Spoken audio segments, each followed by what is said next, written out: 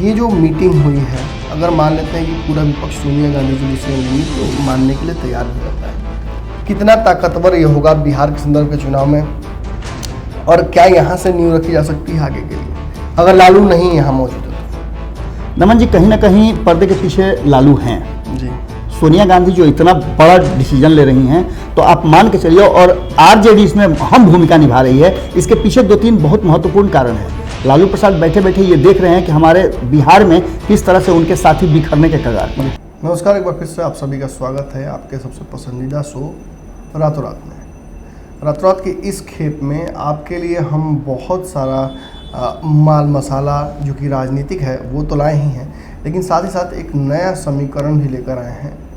बहुत नया तो नहीं कहा जाएगा, लेकिन हालिया राजनीति में जिस तरह से विपक्ष अपने एकता को लेकर लगातार कसीदे तो पढ़ रहा है, दुहाई तो दे रहा है, लेकिन वो एकता दिख नहीं रही है कहीं। अब बिहार के संदर्भ में ही आप अगर देख लेते हैं तो बिहार में विपक्ष में 5 पांडव हैं। इसके अलावा भी छोटी बड़ी पार्टियां हैं जो आसपास से समर्थन दे रही हैं, लेकिन इन पांडवों के बीच जिस तरह से आपस में ही पहले तो टिकटों के लेकर होता है, फिर कहीं ना कहीं प्रेशर पॉलिटिक्स एक दूसरे पर किया जाता है, फिर भागीदारी की बात होती है, फिर कहीं ना कहीं जब हम देखते हैं कि राजनीतिक फ़ायदे जब मिलने लगते हैं चुनाव के बाद, उनके लिए लड़ाई झगड़ा होने लगता है।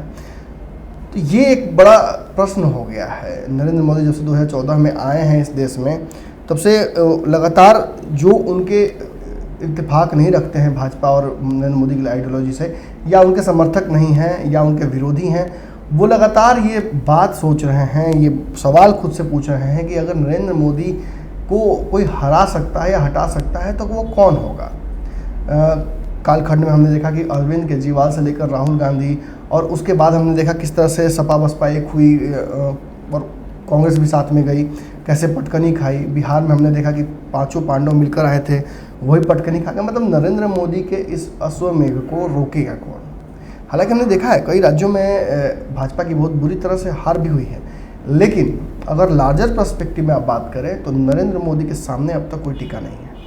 अगर हम बात करें राहुल गांधी की, तो राहुल गांधी की इमेज को जिस तरह से कैरेक्टर असैसिनेशन करके उनकी सोच और उनके पॉलिटिकल समझ को अननेचुरल करार दे दिया था। वहीं अगर हम बात करें तो विपक्ष के कई चेहरे ऐसे हैं जो कि नरेंद्र मोदी को अपने तर्क क्षमता से और अपने जो हाजिर जवाबी है उससे चुप करा सकते हैं। लेकिन हमने ये भी देखा है कि कई मौक़ों पर नरेंद्र मोदी सब पर भारी पड़ जाते हैं। ऐसी परिस्थिति में एक बार नीतीश कुमार ने भी प्रयास किया था नरेंद्र मोदी के सामने खड़ा होने का। ये दौर था जब नीतीश कुमार नरेंद्र मोदी के नाम पर एनडीए से बाहर आए थे। कई बार हमने देखा कि लालू प्रसाद यादव और नीतीश कुमार की बातें भी मिलने लगी। अंततः वही हुआ, 2015 में नीतीश कुमार और लालू प्रसाद यादव एक हो गए और बिहार में महागठबंधन की सरकार बनी। इसके बाद एक नई कवायद शुरू हुई थी। आपको पता होगा कि बिहार से लालू प्रसाद यादव ने नीतीश कुमार को पीएम कैंडिडेट के तौर पर सीधा प्रोजेक्ट कर दिया था। उनकी पार्टी के कई लोग भी ये बात कह रहे थे, लेकिन जब चुनाव हुआ और चुनाव के दौरान हमने देखा कि परिस्थितियां कहीं ना कहीं 14 की ऐसी थी कि कुछ भी फेवर में नहीं गया। नहीं था। हालांकि 15 में नीतीश कुमार बिल्कुल प्रचंड बहुमत के साथ बिहार में आए और इसमें लालू प्रसाद यादव का भी उनका हाथ था, लेकिन हमने देखा कि जो तैयारियां जिस तरह से चल रही थी, साइकिल और तीर और लालटेन और सबको हाथी को एक साथ लाने की, ये दिल्ली में हुआ भी, एक कॉमन पार्टी बनाने की बात भी चली जी। लेकिन जैसे ही राज्यों से बाकी पार्टियों का निपटारा होना शुरू हो गया और भाजपा राज्यों में मजबूत होने लगी, कहीं ना कहीं नीतीश कुमार को भी और बाकी लोगों को भी डर लगने लगा कि अब कहीं मेरी कुर्सी न खिसक जाए। और यही कहीं ना कहीं 2015 के चुनाव के बाद जब सरकार बनी और सब कुछ हुआ, उसके बाद 2017 में नीतीश कुमार को लगा कि वापस भाजपा के साथ जाना ही सबसे फ्रूटफुल होगा डिसीजन। तब से अभी तक विपक्ष एकजुट नहीं हुआ है, तब से अब तक विपक्ष एक मंच पर नहीं आया है, तब से हमने विपक्ष को इक्का दुक्का होकर शिकार होते हुए देखा है। कई अपवाद भी हैं, लेकिन जब विपक्ष एक मंच पर होता है तो हमने देखा है कि नरेंद्र मोदी की विकृति टन जाती है और अमित शाह सामने आ जाते हैं। ये साबित करता है कि कहीं ना कहीं नरेंद्र मोदी जब परेशान होते हैं तो अमित शाह सिचुएशन को अपने हाथ में लेते हैं। और अमित शाह किस तरह से सिचुएशन को हाथ में लेते हैं तो आपने देखा ही है। अगर आप राजस्थान की बात करेंगे, अगर आप बात करेंगे मध्य प्रदेश की, अगर आप बात करेंगे रातों रात जो कुछ हुआ महाराष्ट्र में और झारखंड में उसका प्रतिफल मिला, तो ये साबित करता है कि कहीं ना कहीं भाजपा मजबूत तो है, लेकिन भाजपा के सामने अगर मजबूती के साथ विपक्ष खड़ा हो जाए तो नरेंद्र मोदी के लिए समस्या हो सकती है। ये जो तीसरा टर्म नरेंद्र मोदी चाह रहे हैं कि बड़ी आसानी से उनको मिल जाएगा, ऐसा होगा नहीं। अब बड़ी खबर ये है कि विपक्ष एक बार फिर से एकजुट होने का प्रयास कर रहा है। बिहार में आपने देखा कि कैसे जो 5 पांडव हैं उनमें भी खटास की स्थिति है, अंदरूनी मीटिंग का दौर चल रहा है। मांझी मल्हार को सोहा एक जगह होकर गुप्त मीटिंग का दौर चालू किए हुए हैं, वहीं तेजस्वी किसी को भाव नहीं दे रहे हैं। लेकिन सोनिया गांधी जो कि इस विपक्ष की सबसे मजी हुई और सबसे पुरानी ताकतवर नेता हैं, उन्होंने इस परिस्थिति को भांप लिया है और बिहार चुनाव को वो जानती हैं कि कितना महत्वपूर्ण होगा। बिहार जब हर बार इस देश की राजनीति और धुरी तय करेगा तो इस बार क्यों नहीं। और इसी संदर्भ में इन राजनीतिक घटनाओं को, इन मीटिंगों का दौर और सब कुछ समझते हुए सोनिया गांधी ने एक मीटिंग बुलाई थी। अब इस मीटिंग में क्या हुआ, ऐसा हम क्यों कह रहे हैं कि उन्होंने लालू का स्थान ही नहीं लिया, बल्कि लालू स्टाइल में पॉलिटिक्स और जो एक मीटिंग का दौर जिस तरह से लालू विपक्ष को सब सामने एकजुट करते हैं, तो क्यों वो नीतीश कुमार को दही का टीका लगाकर उन्हें आगे भेजते हैं, ना कि खुद बनते हैं चेहरा उस विपक्ष का। इन सभी पर चर्चा करेंगे। बाबा का स्वागत भी करते हैं। बाबा, कौन कौन से लोग पहुंचे थे, क्या हुआ मीटिंग में, क्या निष्कर्ष निकलेगा, क्या सोनिया गांधी वो जगह भर सकती हैं? क्योंकि देखिए बाबा, सीधी बात है कि बिहार पे फोकस ही था। ये मीटिंग जरूर सारे राज्यों के प्रतिनिधियों से हुई है, लेकिन फोकस बिहार पे ही था। जी नमन जी, लगभग आपने सारी बातें कह दी। इस बात में एक बात जोड़ते हुए अपनी बात को मैं बढ़ाना चाहूँगा कि चाणक्य नीति की सभी बात करते हैं जी, लेकिन चाणक्य नीति में जो हिडन बातें थी जी, जिन बातों का बहुत ज़्यादा असर होता था पॉलिटिक्स में, राजनीति में जी, उन बातों को बहुत ज़्यादा महत्व नहीं दिया गया। जी। आप एक मारक यंत्र के बारे में जानते होंगे।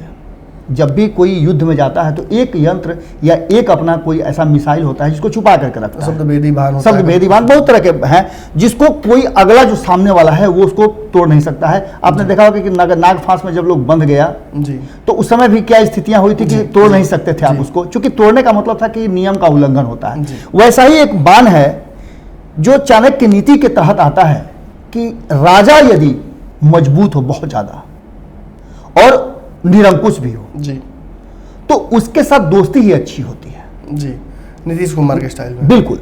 तो ये स्टाइल तो नीतीश कुमार ने अपना लिया, लेकिन इसका जो उन्होंने बताया कि चाणक्य ने बताया कि इसका प्रतिफल क्या होता है, इसका रिजल्ट क्या होता है, परिणाम जो दूरगामी क्या होता है, वो ये होता है कि आप पूरी तरह से ध्वस्त हो जाते हैं, बर्बाद हो जाते हैं और आप उस लायक नहीं रहते हैं कि आप पुनः रिवाइव कर सके, खड़ा हो सके। और यही कारण है कि लालू प्रसाद के पेज पे आपने देखा होगा कि लिखा हुआ है कि सोशल मीडिया मेरा कोई और हैंडल करेगा, और तेजस्वी यादव के पेज पर लिखा हुआ है कि हम भी हरिश्चंद्र होते। आप समझिएगा, भाजपा के साथ बिल्कुल बिल्कुल। और यही वो जगह है, यही वो चाणक्य नीति काम करती है।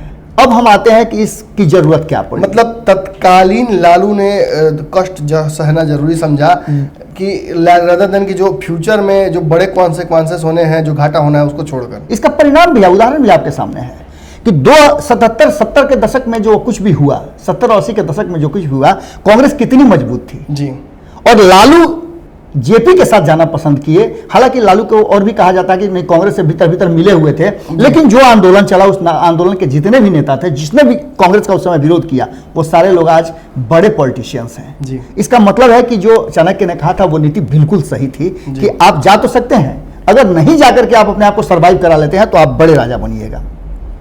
और यही बात लगता है कि शायद इसी ढर्रे पर लालू चल रहे थे, और यही कारण है कि सोनिया गांधी ने अब तक दास्ता स्वीकार नहीं किया है और ये जानती है कि आप भारत के राजनीति में उस चीज को आगे नहीं बढ़ा सकते हैं। आपको आज नहीं तो कल, लोकतंत्र है, लोगों के साथ चलना होगा और लोग कहीं ना कहीं आपसे इत्तेफाक नहीं रखेंगे, जो कि समय परिस्थितियां लगभग बड़ी से बड़ी पसंदीदा चीजों को भी कभी कभी बिल्कुल। अब इसकी जरूरत क्यों पड़ी, जैसा कि आपने प्रश्न किया कि इसकी जरूरत क्यों पड़ी, तो आप देख रहे होंगे कि प्रयास लगातार 2019 के समय से ही हो रहा है।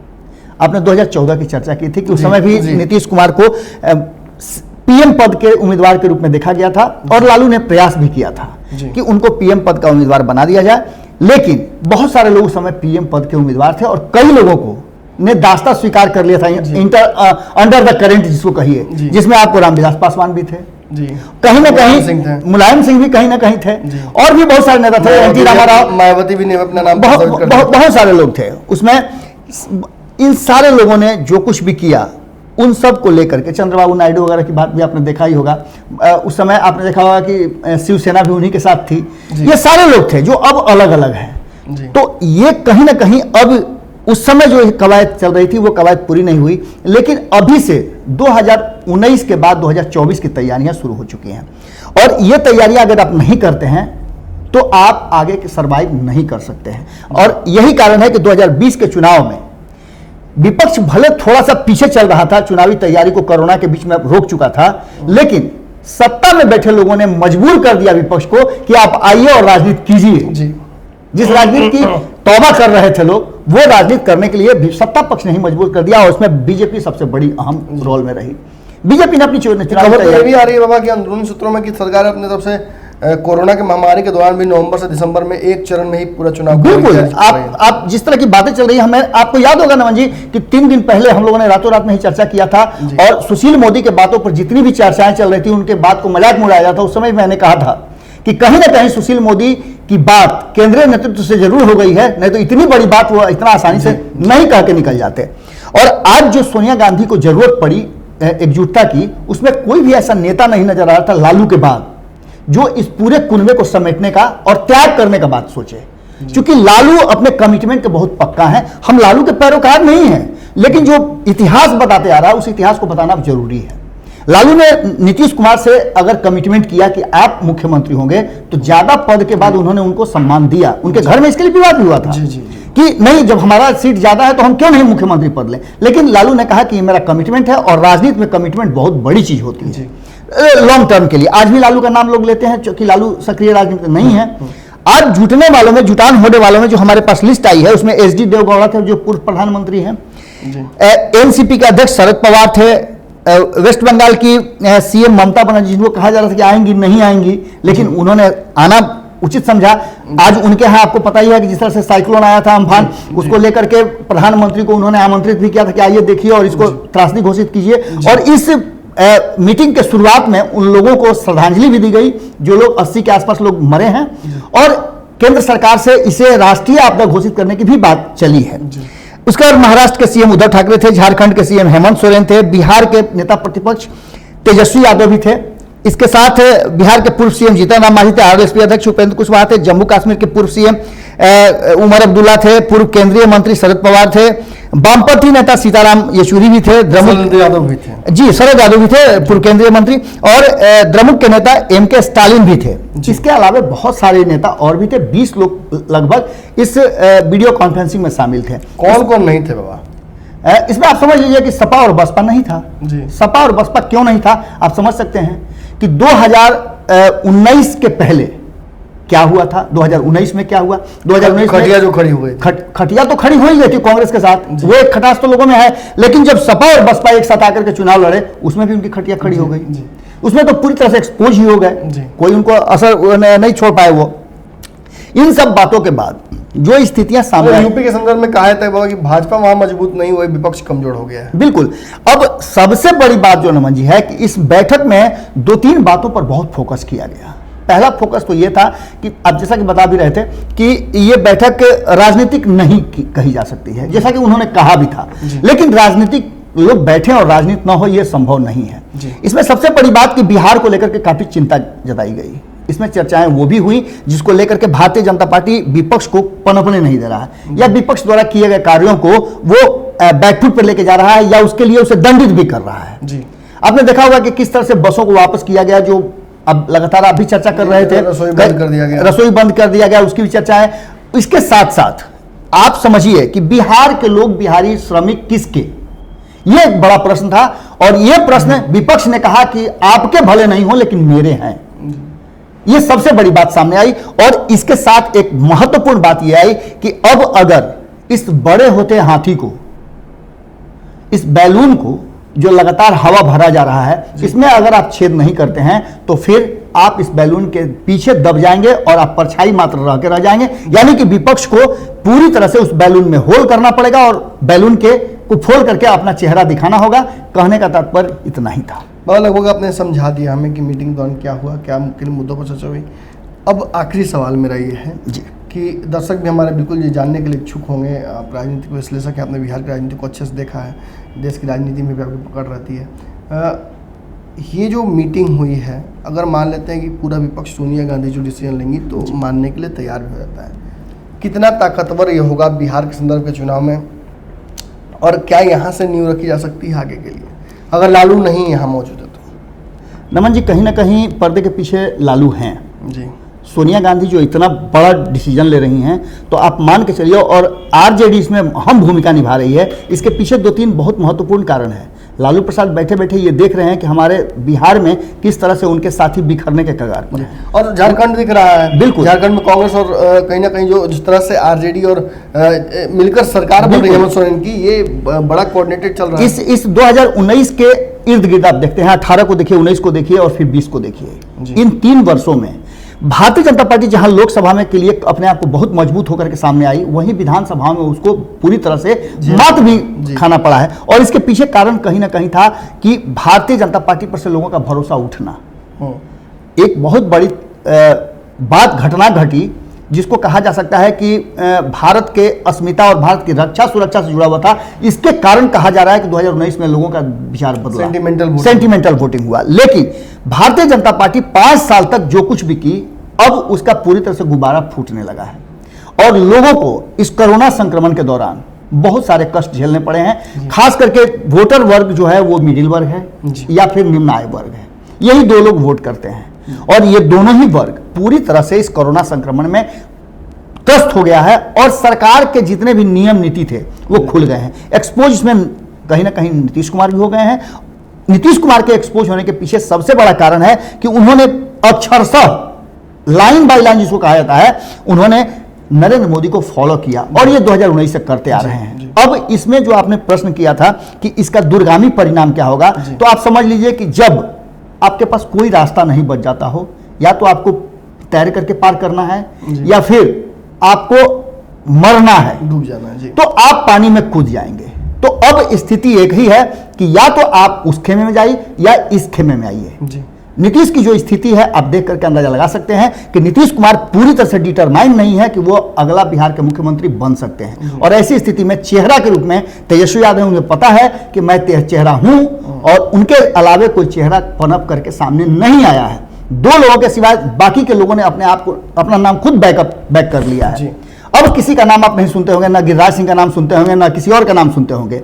अब स्थिति सीधे सीधे है कि लड़ाई दोनों के बीच में होनी है, या फिर इस लड़ाई को कहीं ना कहीं 2020 से लेकर के 2024 तक लड़नी है। और इसके लिए एकजुटता बहुत जरूरी है, क्योंकि लोगों के पास अब इसका उदाहरण भी है और प्रमाण भी है। जी बाबा, आपने अपनी बात रख दी है। अब मैं आपको बताता हूं कि ये जो मीटिंग हुआ है, कोरोना से उत्पन्न परिस्थितियों में विपक्ष के लिए सबसे बड़ा अभी जो अगर कहा जा सकता है वो अपॉर्चुनिटी यही है कि कोरोना ने जिस तरह से विपक्ष जिस काम में सफल नहीं हो पा रहा था वो काम कर दिया है।